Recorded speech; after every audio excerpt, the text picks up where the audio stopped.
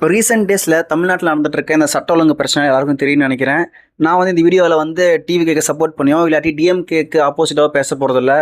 Just ஒரு மாற்றத்தை எதிர்பார்த்து ஓட் பண்ண ஒரு பிரச்சனை தான் நான் பேச விரும்புகிறேன். இதுக்கு முன்னாடி 5 வருஷமாக இருந்த ஆட்சியில் வந்து மக்களுக்கு ஒரு திருப்தி இல்லாதனால தான் வந்து எல்லாரும் ஓட் போட்டு இப்போ புது ஆட்சி கொண்டு வந்திருக்காங்க. அது நடந்துட்டு இருக்குது. ஆனால் அவங்க சொன்ன மாதிரியே பண்ணுறாங்களான்னு கேட்டால் கிடையவே கிடையாது.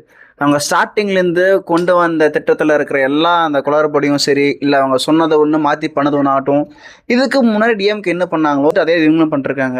அவங்க பண்ண திட்டமாகட்டும் இல்லாட்டி அவங்க பண்ண முறையாகட்டும், லைக் வந்து மேனிஃபெஸ்டோவில் வந்து ஒன்று சொல்கிறது, ஆட்சிக்கு வந்ததுக்கப்புறம் பண்ணுறது, அதுக்கு அப்படியே மாற்றி பண்ணுறது, இதே மாதிரி விஷயத்தான் முன்னாடி கவர்மெண்ட்டும் பண்ணாங்க. அதே மாதிரி அவங்க இருந்தப்போ வந்து ட்ரக்ஸ்லாம் அதிகமாக இருக்குன்னு சொல்லி பிரச்சனை வந்துருந்துச்சு, லேடிஸ்க்கு இது சேஃப்டின்னு சொல்லி பிரச்சனை வந்துருந்துச்சு. இவங்க வந்ததுக்கப்புறம் என்ன பண்ணாங்க, சேம் அதே தான் நடந்துட்டு இருக்குது. எஸ், ஆமாம், வெறும் 15 days தான் ஆயிருக்கு. பட் 15 daysனாலும் அதுக்குள்ளே இருந்தாலும் அங்கே போகிறது ஒரு உயிராச்சு. ஒரு உயிர்னாலும் அதோட வேல்யூ என்னென்னு நமக்கு எல்லாருக்குமே தெரியும். ஸோ இவங்கெல்லாம் வந்து ஆட்சிக்கு வரக்கு முன்னாடி கொடுத்த எல்லா ப்ராமிஸும் ஞாபகம் வச்சுட்டு இதுக்கப்புறம் ஒரு டேஸ்லையாச்சும் அதெல்லாம் இம்ப்ளிமெண்ட் பண்ணாதான் நெக்ஸ்ட் வேறு எலெக்ஷன்லையோ இல்லாட்டி அடுத்து வர போகிற 5 வருஷத்துலையோ மக்களுக்கு இந்த கட்சி மீதோ இல்லாட்டி இந்த இருக்கிற சிஎம் மேலே இருக்க நம்பிக்கை இருக்கும். இல்லாட்டி இதுக்கப்புறம் வந்தால் யாருமே வந்தாலும் எதுவும் மாறாது அப்படிங்கிற ஒரு எண்ணம் தான் மக்களுக்கே வரும். அது மாதிரி ஒரு எண்ணம் மக்களுக்கு அரசாங்கத்து மேலே வருது கொஞ்சம் கூட நல்லதே கிடையாது. இன்னொரு பக்கம் எல்லாரும் என்ன சொல்கிறாங்கன்னா வந்து இது மாதிரி பிரச்சனையெல்லாம் வந்து கவர்மெண்ட்டால் தடுக்க முடியாது, தனி மனித ஒழுக்கம் தான் வேணும் அப்படிங்கிறாங்க.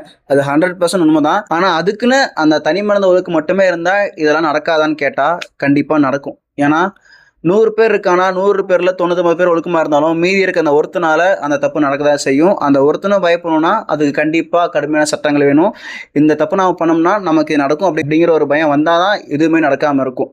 இந்த பயம் வர்றதுக்கு நீங்களும் நானும் ஒன்றும் சினிமாவில் வர ஹீரோ வேணா கிடையாது. அந்த பயத்தை கவர்மெண்ட் மட்டும்தான் கொடுக்க முடியும். ஆனால் இப்போ வந்த கவர்மெண்ட்னால அந்த பயம் வந்துச்சா இல்லையான்னு கேட்டால் கண்டிப்பாக கிடையாது. ஏன்னா இப்போ தான் ஆட்சி மாறி இருக்கு. வந்த ஒரு 10 நாளுக்குள்ளேயே இவனுங்களாம் தைரியமாக பண்ணுறானுங்கன்னா எந்த லட்சணத்தில் இதெல்லாம் நடந்துட்டு இருக்கு.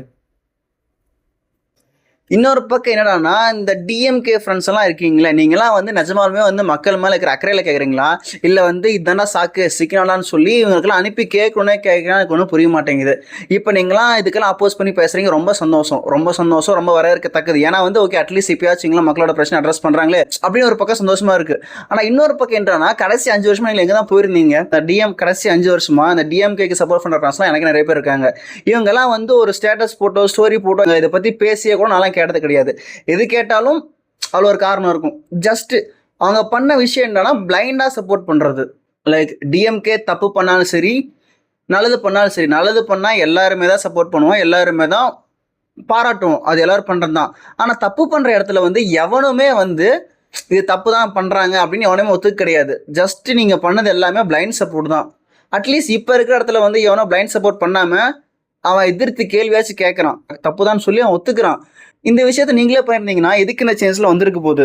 நீங்க ஒரு கட்சிக்கு பிளைண்டா சப்போர்ட் பண்றீங்கன்னா நீங்க அந்த கட்சியால பாதிக்கப்பட்டிருக்க மாட்டீங்க. அது ஒன்று மட்டும்தான் காரணம். ஸோ அதுக்காக ஆப்போசிட்ல இருக்கிறவனும் அதே மாதிரி இருப்பான்னு நினைக்கிறது கொஞ்சம் கூட சரியில்லை. இங்க வந்து இருக்கிறது டிவிக்கேவோ டிஎம்கேவோ பிஜேபியோ வாட் எவர் இட் இஸ் என்னமோ இருந்துட்டு போகுது. ஆனா கடைசியில வந்து பாதிக்கப்படுறது மக்களும் ஒரு சாதாரணமா இருக்கிற மனுஷனும் தான். எல்லாமே மாற்ற வேணும்னு சொல்லி தான் ஓட் பண்ணியிருக்கோம். ஆஸ் அ சீஃப் மினிஸ்டரா எல்லாத்துக்கும் அக்கௌண்டபிள் எடுத்துட்டு எல்லாத்தோட பிரச்சனையும் சால்வ் பண்ண வேண்டியது அவரோட கடமை. ஆஸ் அ சிட்டிசனா இந்த சுய ஒழுக்கமாகட்டும் செல்ஃப் டிசிப்ளின் ஆகட்டும் அதோட இருந்து நம்ம சொசைட்டியை ஒரு நல்வழி கொண்டு போறது நம்மளோட ஒவ்வொருத்தரோட கடமை.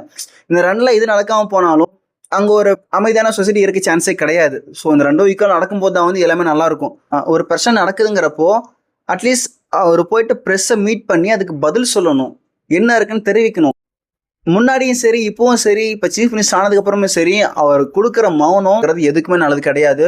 ஸோ இது மாதிரி விஷயம்லாம் கண்டிப்பாக அவர் மாற்றிக்கணும், எல்லாம் மாறும் நம்புறோம். வெறும் 15 days தான் இருக்கு. 15 days ஆனதாலும் இத்தனை பிரச்சனை நடந்திருக்கு. இத்தனை பிரச்சனைக்கு இமீடியட்டா ஆக்ஷன் எடுத்துட்டு இருக்காங்க. இதுக்கப்புறம் எடுப்பாங்க நம்புறோம். பிரச்சனை நடந்துச்சுன்னா அதுக்கு ஆக்ஷன் எடுக்கிறீங்க, ஓகே. இந்த மாதிரி பிரச்சனை நடக்காம பாதுகாக்கிறதுக்கு என்னென்ன வழி இருக்கோ அதை முடிஞ்ச வரைக்கும் பொட்டன்ஷியலா நீங்க எடுக்க பாருங்க. அதுதான் நாங்க எதிர்பார்க்குமே தவிர இது மாதிரி விஷயம்லாம் வந்து இதுக்கு முன்னிருந்த கவர்மெண்டே பண்ணிருந்தாங்களா, இதெல்லாம் பண்றதுக்கு அப்புறம் நீங்க எதுக்கு? அவங்களே இருந்துட்டு போயிருக்கலாம்ல. நீங்க இதெல்லாம் பண்ணுவீங்க நம்பி தான் இங்க இருக்கிற இத்தனை கோடி மக்கள் வந்து எலெக்ட் பண்ணியிருக்காங்க. அவங்க நம்பிக்கை வீண் போகாம அடுத்த ஒரு 5 வருஷம் இருக்குன்னு நம்புறோம். ஸோ நீங்களும் எந்த கட்சி சார்ந்திருந்தாலும் சரி இல்லாட்டியும் சரி பிளைண்ட் சப்போர்ட் பண்ணாம at least try to be with the people side. அவ்வளோதான்.